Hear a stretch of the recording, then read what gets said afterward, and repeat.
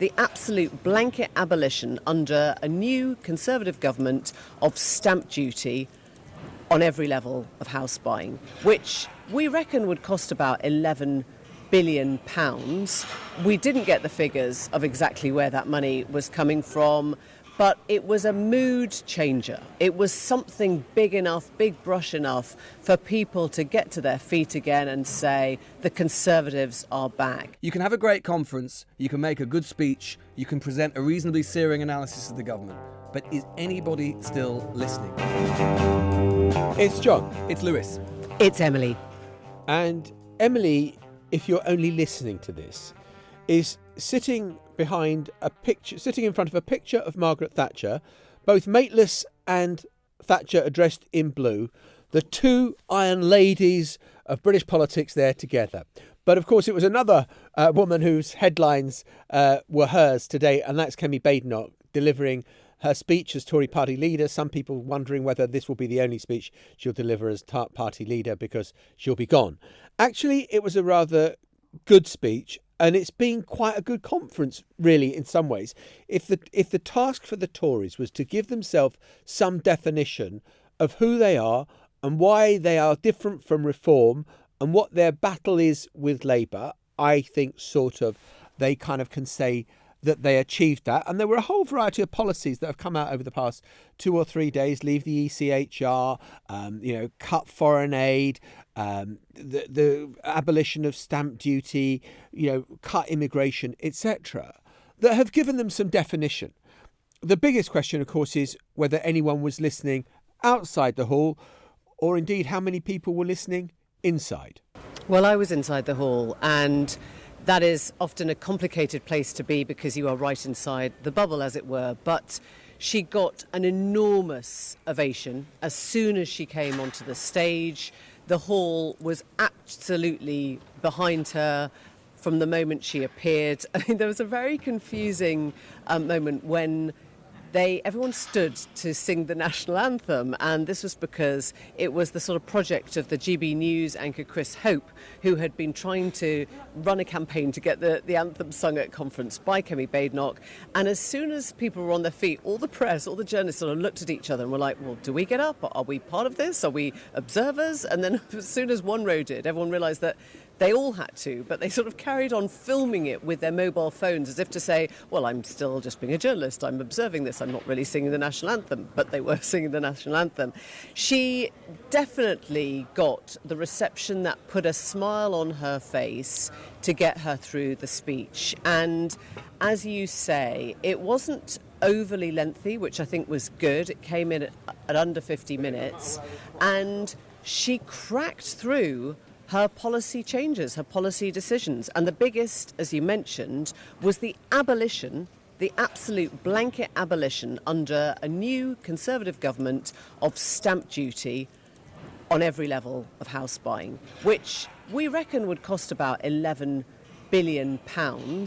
We didn't get the figures of exactly where that money was coming from, but it was a mood changer. It was something big enough, big brush enough for people to get to their feet again and say, the Conservatives are back. And I guess the mosaic of Thatcher sitting behind me has dominated this whole conference in a very sort of visceral way, which is they want to get back to remembering what Conservatives are, what Conservatives do. They mention the Boris wave as the place where immigration went wrong. They talk about the coalition as the time when, that wasn't real conservatism. They didn't really like what Liz Truss did to the economy. They didn't really like Rishi Sunak for going too early on the election itself. And so somewhere, Kemi Badenoch had to find the thing that made everyone in the room feel that they had returned to a pure Conservative message. And yeah, if that was what you wanted, you definitely got that. I think that this was a speech that, in its own terms, was pretty impressive. It contained a clear critique of Keir Starmer's government, a line which stood out, which said they had a plan to win, but no plan for power. There were a lot of Labour MPs who would privately agree with that. She went into this conference having to try and find some definition and to try and prove that the Conservative Party, the behemoth of British politics, the party of the state in Britain, still has something to say and still has a role in politics when arguably they are the third, perhaps the fourth most interesting party in politics right now. And I think what she's tried to do, and the opening that she has seen, is actually, funnily enough, not how she made her name. She made her name as a Conservative minister, to some extent at least, on the questions of the culture war. And there were still references in the speech to that, things about gender identity and defining what a woman is and all of that sort of thing. That's how she became one of the darlings of the party in the government. But instead what she's done is to try and see a path through on classic Conservative territory, which is on the economy. And she's partly done this because of actually some polling that has been out in the last few weeks and months, which has said something surprising, which is that actually on the economy, the Conservatives actually retain a lead in trust from voters over Labour and over Reform. Now, you might not have assumed after the Liz Truss debacle that that would be the case. I remember when we were covering that at the time, when we were getting started, we were talking potentially about that permanently tarnishing or destroying the economic credibility of the Conservative Party for perhaps a political generation like Black Wednesday did to John Major's government in 1992. For whatever reason, maybe because the Conservatives have been quite clever in pinning it that entirely on Truss herself personally as a kind of weird aberration, that has not happened. So what she's trying to do is to see a path through where she can claim some distinctive territory vis-a-vis both Labour, who are disappointing the electorate on the economy, and Reform, who are distrusted as not being serious or credible on the economy. That is clearly the path that she's trying to triangulate politically. I think you're right, Lewis, but isn't there a danger that you say, well, we're going to abolish stamp duty, and as Emily just said a moment ago, that's kind of 11, 12 billion quid. We're going to kind of take away the VAT that Labour put on school fees. We're going to take away what they're going to do about people with, family farms and those estates and inheritance tax and all the rest of that. That starts to add up like real money. And if your answer to the question is, well, where is the money coming from going to be? There are going to be savings in the cost of the civil service and the cost of welfare. Yeah, well, hang on. I mean, yeah, everyone is trying to find, 50 billion down the back of the sofa. You might find a few kind of hairpins down the back of the sofa, but you're not going to find money like that. And I think that's where people kind of think, oh, this is just fantasy economics. So I can see exactly what they're trying to do.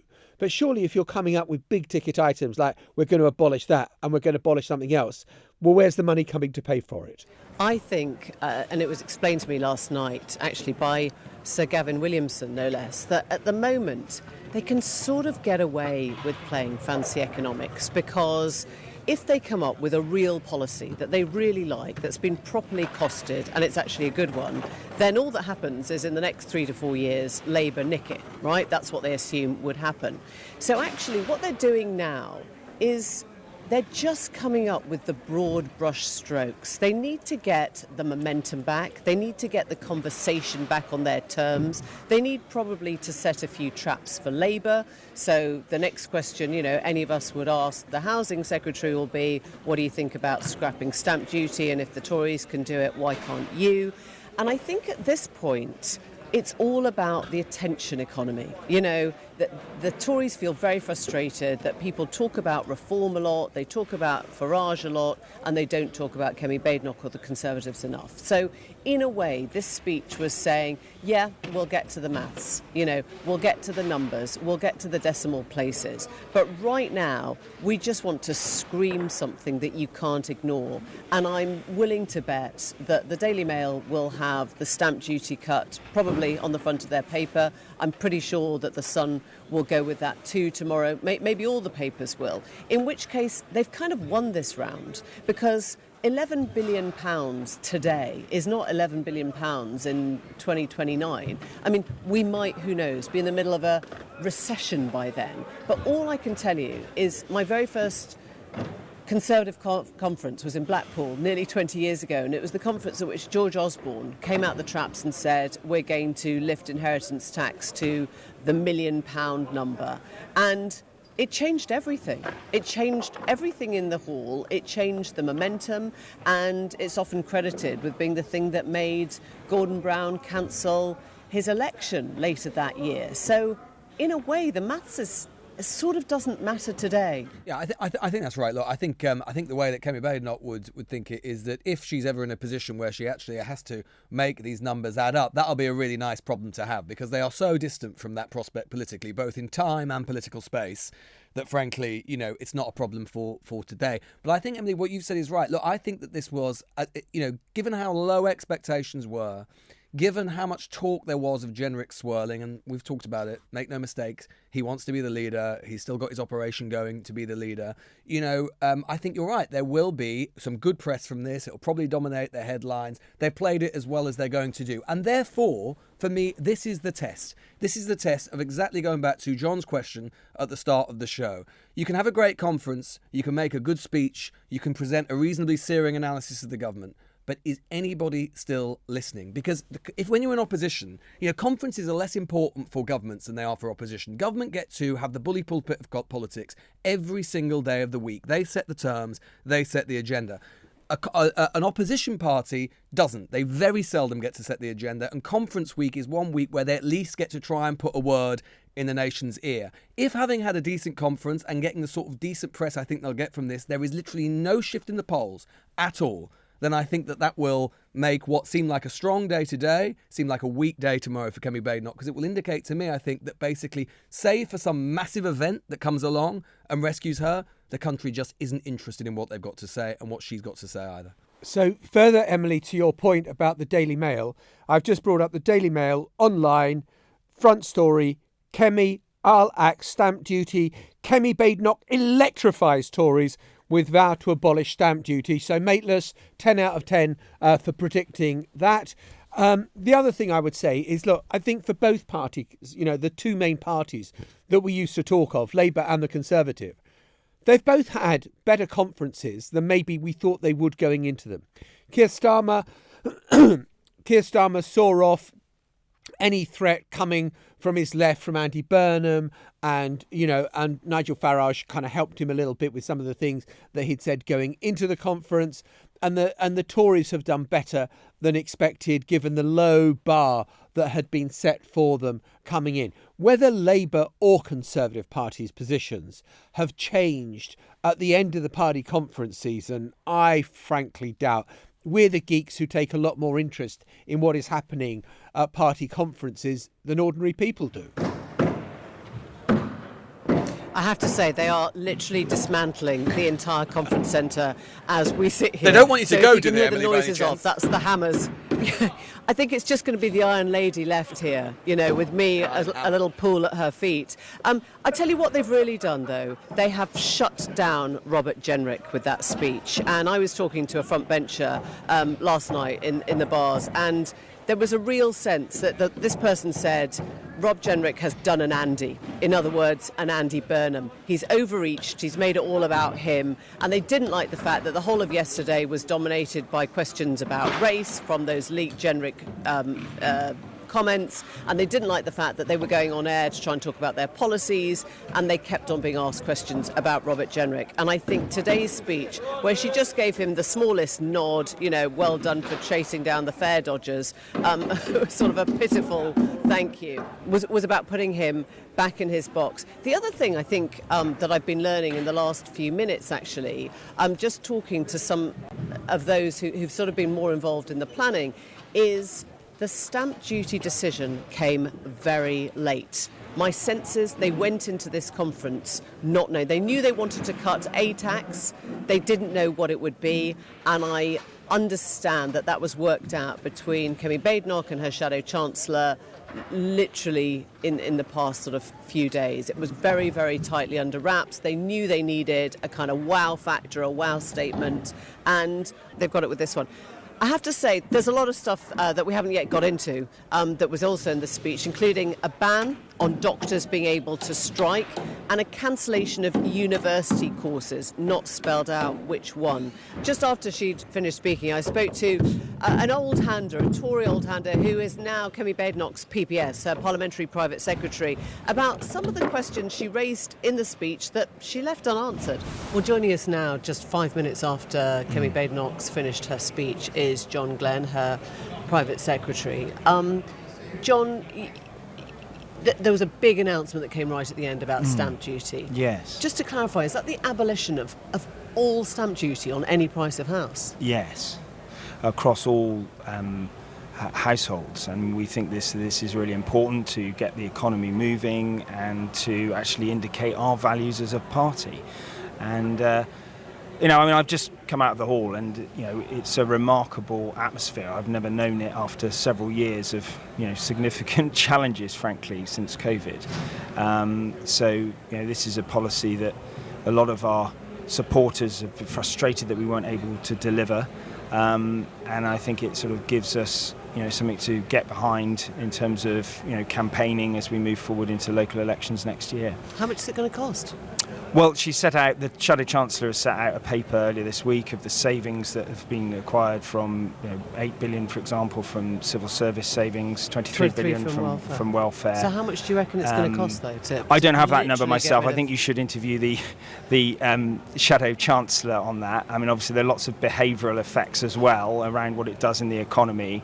I know that from my time in the Treasury that there'll be lots of assumptions behind how much it would cost. You can't really predict exactly how much it will cost. But you can predict that it's going to overheat the housing market, can't you? That it's probably going to make it even harder for people to get on the rung if everyone's moving house and house prices then go up. I mean, that's going to have a... We're not in power at the moment.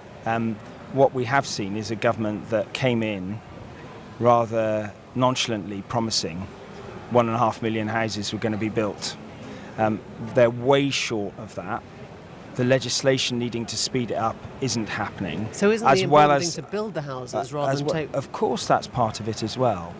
We won't be able to cover the whole of housing in this conversation, but there are obviously different elements to it. But one of the barriers is stamp duty, which has a massive chilling effect at all levels. And as Kemi said in her speech, people sort of don't move. They can't get on in the first place, and then they don't move within levels or even downsize because of the disincentives around how this tax has been applied and the additional elements to it higher up. So there's a lot of analysis will no doubt be undertaken on it, but I think what Kemi was keen to do in this speech was actually show who she is, what she stands for. You've seen all the banners around conference, stronger borders, stronger economy. And actually, she's also not frightened to actually take bold, clear decisions within the golden economic rule that she set out. Getting the debt down, which has always been a Conservative priority, has been the major first thing she said. And then actually give people back. And of course, there are other announcements about first people in their first job having a £5,000 sort of rebate on the national insurance that they pay for long-term savings, or to go towards a deposit on that first home. And these are the sorts of bold policies that everyone's been waiting for, and she's been criticised for not coming out with sooner. But she was very clear. She wanted to analyse where things had gone wrong and come out with a clear blueprint for the future of the Conservative Party. Give us a peek behind the curtain, because our listeners will love to understand this. When we went into the hall, yes, the rumour, I think, that was coming from the Times, that it was going to be a cut to income tax, the 2p. Is that, I mean, do you set hairs running and say, there might be a tax cut and people make up their mind, or was there a question over whether it would be stamp duty or a cut in income tax at the beginning of this week? When was this decision made? I'm delighted that she managed to get to the end of her speech, and even Stephen Swinford didn't get the story. Look, it's important that she is able to inject surprise, and she's done that. I mean, so what obviously, do you leak the wrong thing? No, I wouldn't get into these mysterious arts, Emily. I've been around politics on and off for 25 years, and look, there are always considerations of what's the best thing and right thing to do, the best thing for the economy, politically the best thing. When was the stamp duty decision taken then? Did you know? Well, look, about it I'm just her parliamentary private secretary. It's the decision of the shadow cabinet, and they will have made that. And sure, it's Mel Stride and the leader would have been looking at this very closely. But you've been around politics for long enough to know that these things need to be held very tightly. We needed to make sure that we came out with a clear policy that sets a direction and helps people to understand, Kemi's instincts and what she will be as Prime Minister. Let's pick up on a couple of other things in the speech. Of course. Doctors will be banned from going on strike. Doctors will be banned from striking. So if you're a junior doctor and you think that you are basically underpaid and have been underpaid for the last 12 years, you won't be allowed to strike. Well, we do have professions like the armed forces and the police who don't go on strike. And I think what Kemi is saying is that I think the general public now feel that in some instances it feels as if public services, are run for the convenience of those who work in them rather than for the benefit of those who pay the taxes that pay their salaries. So why wouldn't you say tube drivers should be banned from striking? Why is it doctors and not other professions? Just to understand that. Well, there are lots of different key professionals who work very hard throughout our country, and I recognise that. But I think being able to access healthcare through GPs is really important. And I think it's commonly understood and recognised that those who run the BMA's representative committees aren't necessarily thinking about the best interests of the general public who need those services open. I personally feel... You're comfortable with that, are you? That doctors should be banned from striking? I think I'm very uncomfortable with the fact that our public services aren't working, and sometimes I think that there is, militant representatives of those professions who, advance a contest to the detriment of the general public.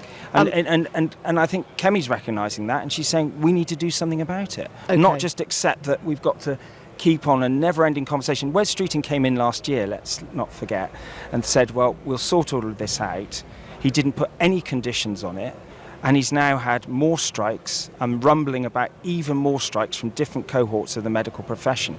So when he's made that settlement, that doesn't work either. Right, so you're saying you don't believe you can settle with medical professionals anymore, you just have to ban them, right? Well, I'm not saying that, no. What I am saying is, though, there is a situation where we have tried for a very long time, through lots of arguments, conversations, and indeed this government last year made a significant settlement with no conditions attached.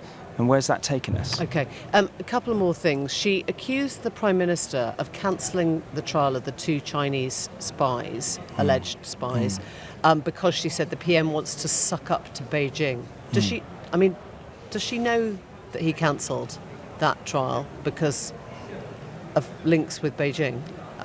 Well, yes, I think there's a lot more to be said on this story, and lots of... That was quite a strong allegation she made. Well, it was, and we will see how this story unfolds. But I think there is a clear difference between what was expected to happen with those 2 individuals and what the CPS have said over the last 24 hours. And Parliament resumes on Monday, and there are questions that the Prime Minister needs to answer. I understand questions, but that's a shoot from the hip. I mean, she did the same when she accused the Transport Secretary of being fired for stealing a phone. She'll know what happened in that situation. It wasn't that the Transport Secretary stole a phone, and yet you had a very abbreviated lie right there in the conference hall.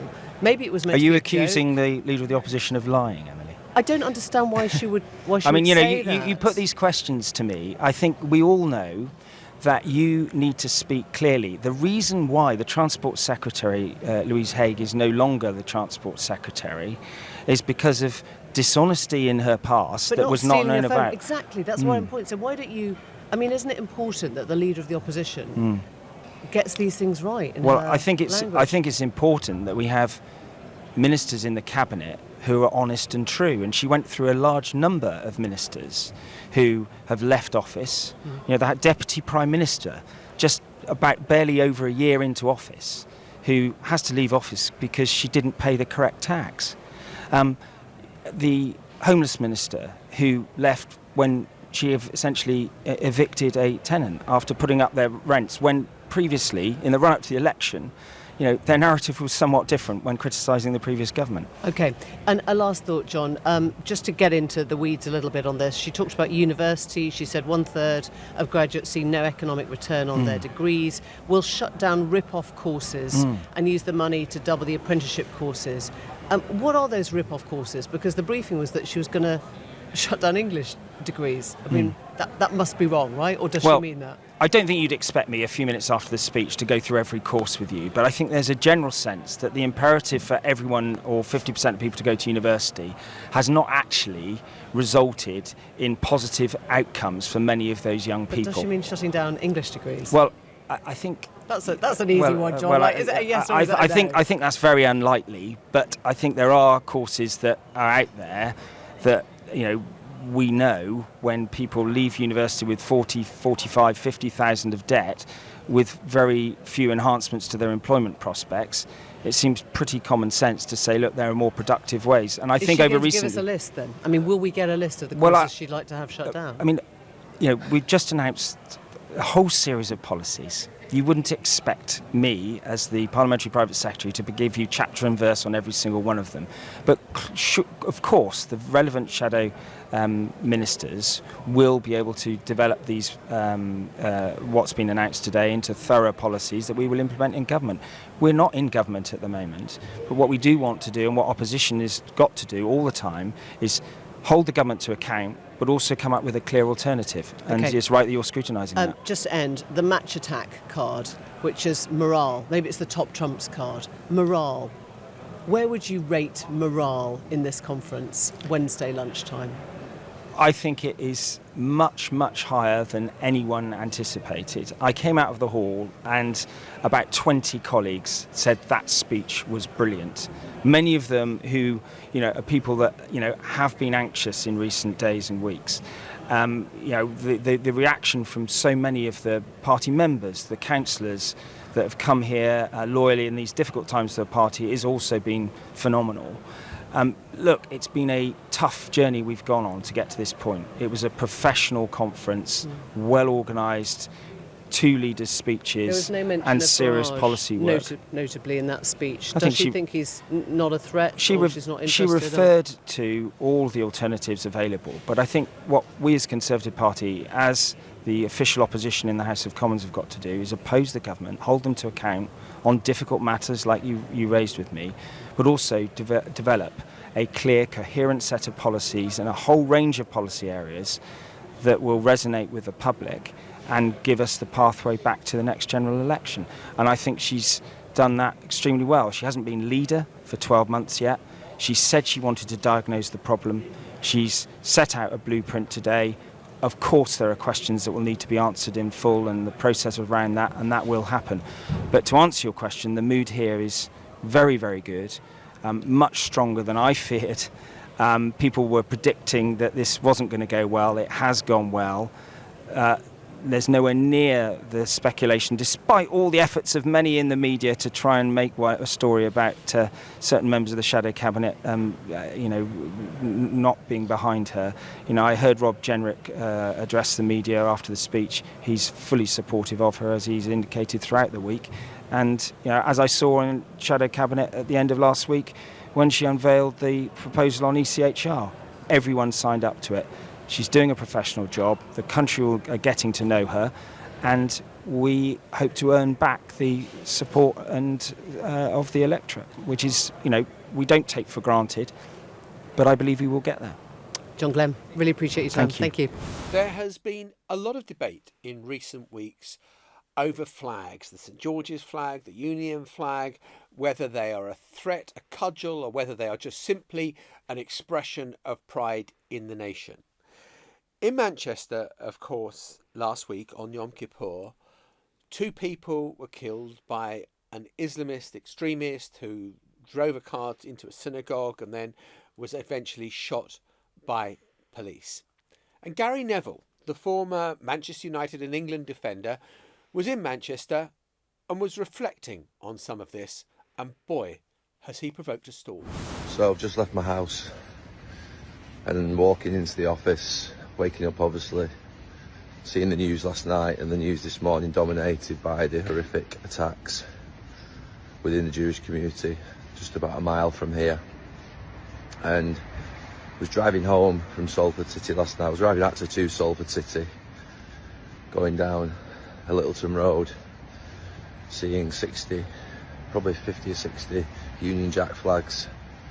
And on the way back I went down the parallel road, which is Berrynew Road, which has got the Jewish community right at its heart, and they're out on the streets, defiant, not hiding or in fear. And I just kept thinking as I was driving home last night that we're all being turned on each other, and the division that's being created is absolutely disgusting. Mainly created by angry, middle-aged white men who know exactly what they're doing. Funnily enough, on one of my development sites last week, there was a Union Jack flag put up, and I took it down instantly. And some people might be watching this and thinking, well, Gary, you're not very patriotic. I played for my country 85 times. I love my country. I love Manchester and I love England. But I've been building in this city for 15, 20 years, and there's no one put a Union Jack flag up in the last 15 to 20 years, so why do you need to put one up now? Yes, and look, as ever with these debates, Gary Neville is saying what he thinks. It's his property site, you know, he can do what he wants. And yet the right to have an opinion, private opinion, and also to sort of do what you want on your own private property seems to be rather contested. And it's being contested by relatively unlikely sources, including Nigel Farage, who has popped up on this. He's been quite quiet, relatively quiet all week during the Conservative Party conference, but he's decided to pop up in the last 24 hours or so and not attack Kemi Badenoch, but instead attack the former England footballer Gary Neville. Hang on a second. He's blaming middle-aged white men, the people that actually pay for Sky Sports, pay his salary. He's blaming them for all the division, not some evil, crazed, mad Islamist who went out to kill innocent people. I tell you what, this Gary Neville is so detached from reality, so detached from the average football fan, it is not true. I'm amazed that Sky Sports keep him on. What do you think? So much for free speech, huh? So much for free speech, and almost kind of right. Sky, you should sack him.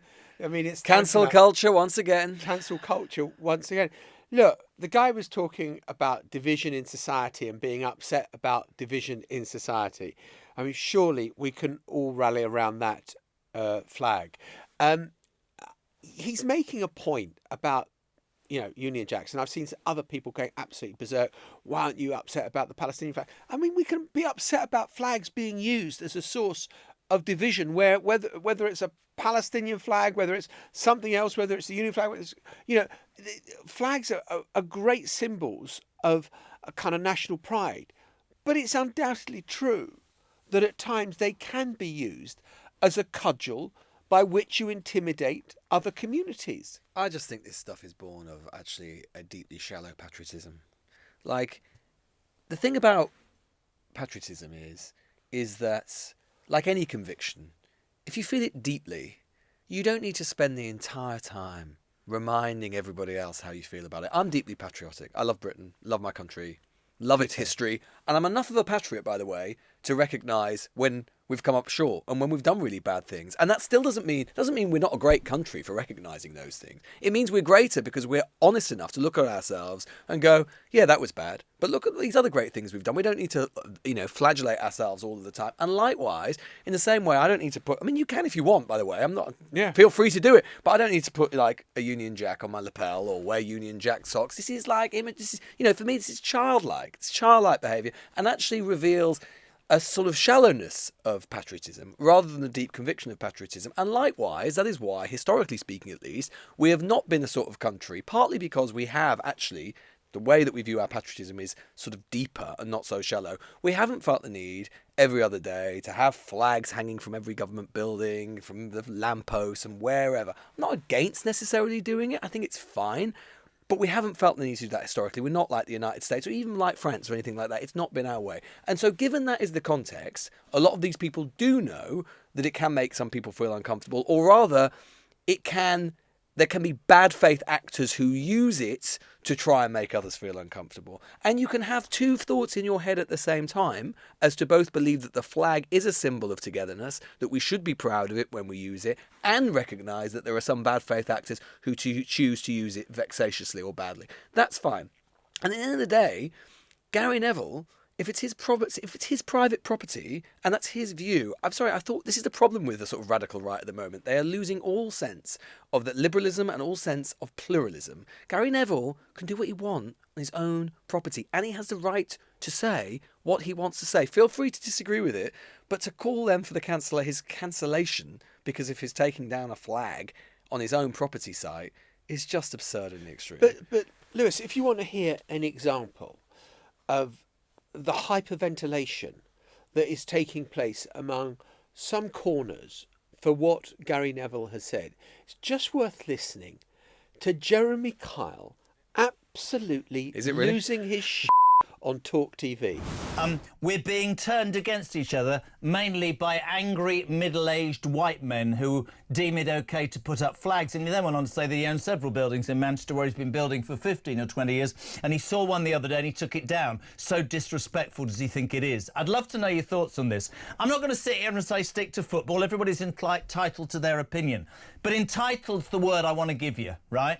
Why am I surrounded by people like Neville who have made millions on the back of working class people, people they're supposed to represent, people they're supposed to respect?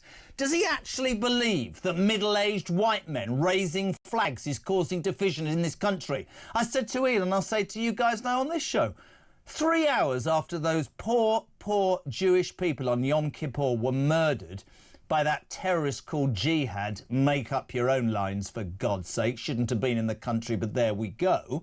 A protest march not 3 hours later, not a mile away, with people waving Palestinian flags and shouting obscenities. But Gary Neville wouldn't mention that, would he? No, but if you stood up and you went, I think it's disgraceful that these people are marching and inciting violence, people like Neville would go, oh, this is unfair. But it's all right to attack middle-aged white men. I'll tell you what, Gary Neville, right? Do two things. Take your fortune and give it to every immigrant and every group that you think isn't treated well in this country. Do that, but you won't, will you? Or go and live somewhere, you numpty, where there are immigrants on the streets and where your teenage daughters might not feel safe, rather than behind the gates of your massive mansion in Cheshire. I think it's an absolute outrage. I don't know what you think.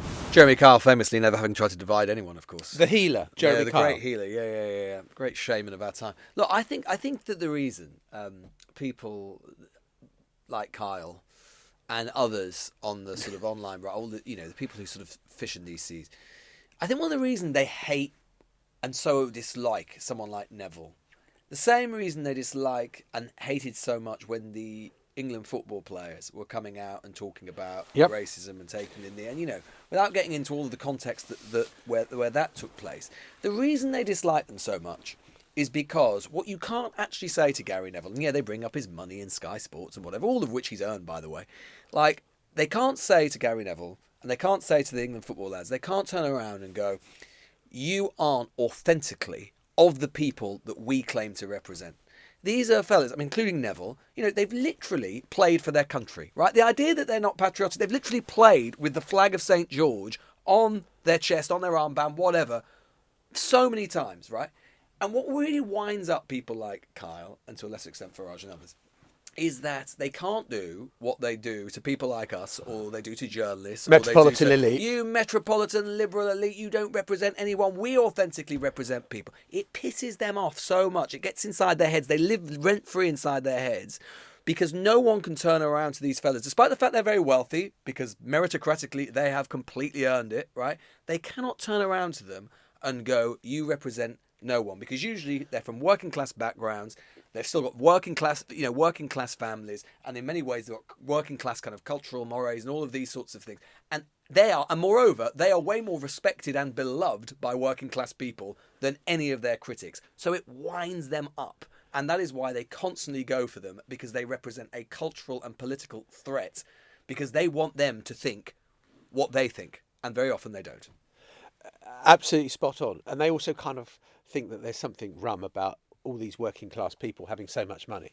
How dare Gary Neville have been so successful and be a property developer? They're snobs. It reveals them. It reveals them. It winds them up, and it reveals who they truly are. Well, I think everyone should calm down, and I think that if people are out there, Gary Neville or whoever, and preaching the idea that we should be more united and less divided, God bless them.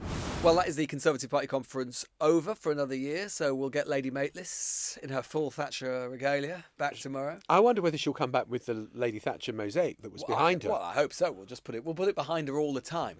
Exactly, wherever she goes. Yeah, exactly. And we will also be speaking tomorrow to one of the candidates for the deputy leadership of the Labour Party, Lucy Powell. We'll see you tomorrow. Bye-bye. Bye-bye. The Newsagents. This is a Global Player original podcast.